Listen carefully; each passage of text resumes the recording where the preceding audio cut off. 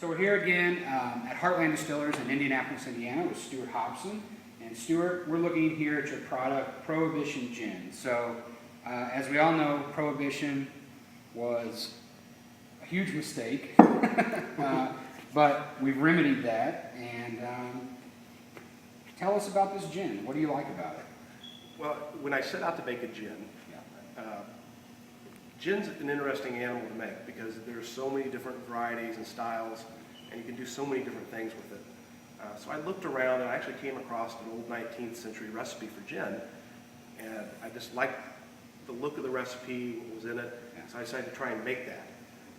We modified it slightly, but this is basically a 19th century recipe, and it's got a lot of flavor in it. And the one thing I found when I was talking to people about gin, I'd say, well, what do you like about gin? They get all sorts of answers. What do you dislike about gin? Right. Pretty much everyone would say, well, it tastes like I'm eating a pine cone. Like, well, that'd be the juniper berry that's in the gin, which is the predominant flavor in gin. So, okay, how do you produce something that is going to make people that dislike that particular flavor, that may like, but may want to try your gin? Yeah. So we decided to just tone down the juniper just a little bit, and then widen out all the flavors. So all the other botanicals that are in here, you can actually taste most of them.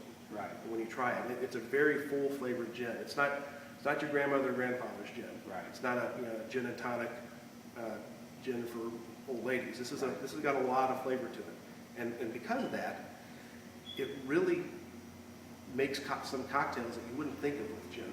Like one of the things we do is we mix this gin with just fresh lemonade, which sounds terrible if you're a normal gin drinker. Right. But with all the botanicals in this gin, it really makes this great cocktail. Yeah.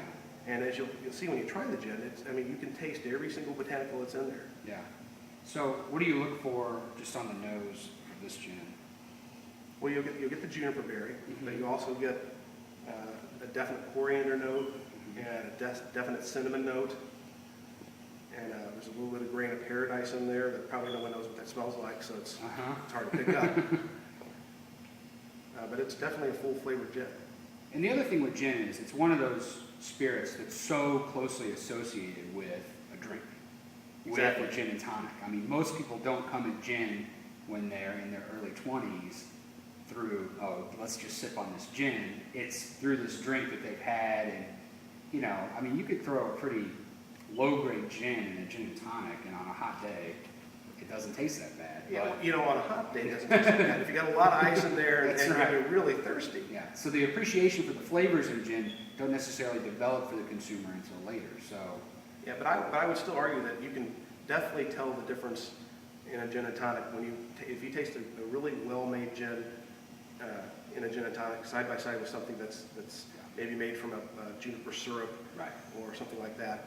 There's a big difference. And the other thing about this gin you'll notice is that when you try it, you'll get the initial note of the botanicals, but then they'll come back and pop back out at you. And it's because we use fresh herbs and fresh botanicals.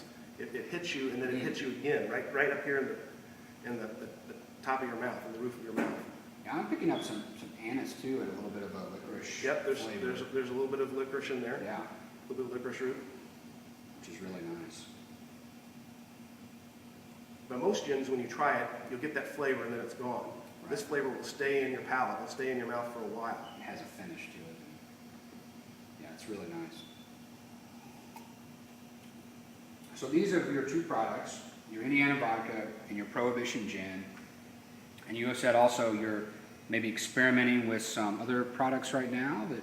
We've been playing around with making a bourbon. Right. We're a while off from doing that, from getting anything in the barrel, and then a while off from even producing it because of the aging requirements. Right. And we've also been, we're pretty far along on making some flavored vodkas. Good. And the flavored vodkas I'm real excited about. They're going to be a lot of fun. We're doing something a little different. We're actually pairing flavors together.